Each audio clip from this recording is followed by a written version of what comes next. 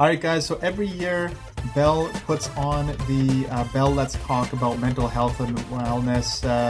It's a huge initiative, and I'm really happy that they've been doing it for many, many years, and I hope they continue doing that going forward here as well. I don't think it's going to go away anytime soon. Mental illness, mental health affects everybody differently, hence why I'm talking about it in this show. But everybody feels differently about how their emotions are. Everybody is different in terms of the type of things that they deal with on a regular basis. It's important to talk about it. Don't feel ashamed. Don't feel embarrassed. We're all human at the end of the day, right? So we're all here to help each other out, like I've talked about my issues, my anxiety problems, panic attacks and whatnot.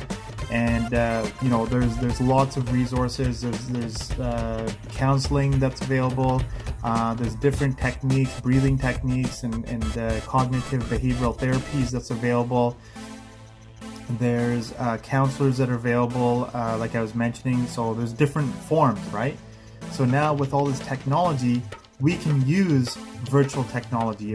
Prior to COVID, we could do all of this, right? So virtual technology, we can send text messages, we can do it over the phone, we could do video phone calls, we could set up a group system as well, a group chat, group Zoom, whatever you want to call it. Obviously, it's a little bit more prevalent post-COVID or mid-COVID, I don't know, whatever that is.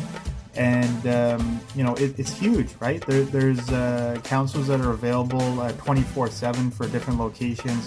For kids especially, you never know what's going to happen, what's going on through the kid's mind, right? So letting the kids know that if they got something to deal with that they don't want to talk to you about, you're their parent and they don't feel comfortable talking to you about it.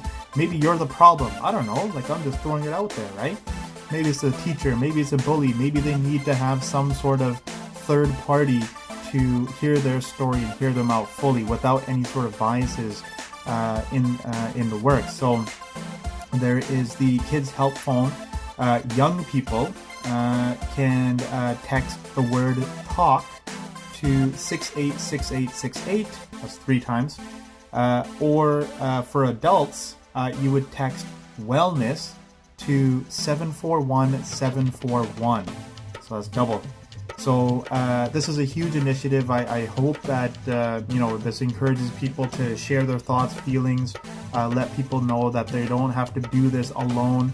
There are other people that are doing this as well, and I really hope that if you don't want to reach out to me, which is okay, you can definitely reach out to me as well. TheIncredibleSingh@hotmail.com is the email to hit me up at, and then that way, like whatever it is, whatever's going on. A lot of people, like anxiety, right? A lot of people talk about it. Like this is okay. So here's my feeling on it, right? This is for me personally, right? And it's not to say this is how everybody feels or anything like that. But when I talk about it, like I can't stop the feeling of feeling embarrassed about it.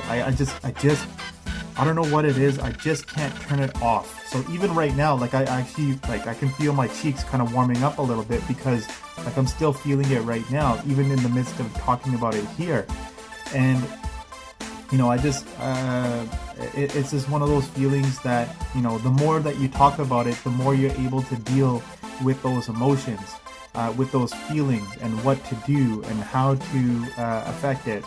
There's so many different things, so many different options. There's meditation that you can do. Like I mentioned earlier, there's talking to counselors, regular exercise. I've talked about this, I guess, on every podcast that I've ever done. I always talk about exercise and your mental well-being comes from that as well. Being healthy is a huge thing, right? So, if you're a little bit on the obese side, then yeah, you want to definitely shed a few pounds, you know what I'm saying? So that'll definitely make a huge impact. And just, like little things, like I've got a CPAP machine, I've got my, Invisalign that I've been using quite regularly as well. So that makes a huge difference in terms of everything that you have.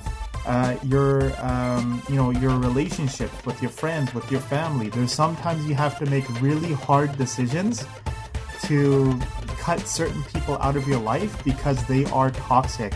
It's unfortunate for the person, for the group of people that are affected by it, but you at the end of the day, number one priority is yourself. Your mental health, your well-being is number one. Number two is the people that are in your house, and number three doesn't matter. Everybody that's in your house matters first. Everybody else, they're you can put them in priority, and whether they like it or not is a different story, right? That's something that they have to deal with. But anyway, so that's more about me behind the scenes. But yeah, like you just gotta find ways to deal with your emotions, deal with these feelings. Like obviously doctors are there. If you need medication, that's another way to go about it as well. I've talked about it now, so I've gone into taking medication now to deal with the anxiety and the panic attacks, which has dramatically improved. But I tried everything else first, right? I tried all the other things over a number of years, and here I am now, where I'm using sertraline, I think it's called. Anyways, yeah, so I'm on that now. A lot of people talk about CBD, which is a medicinal marijuana product.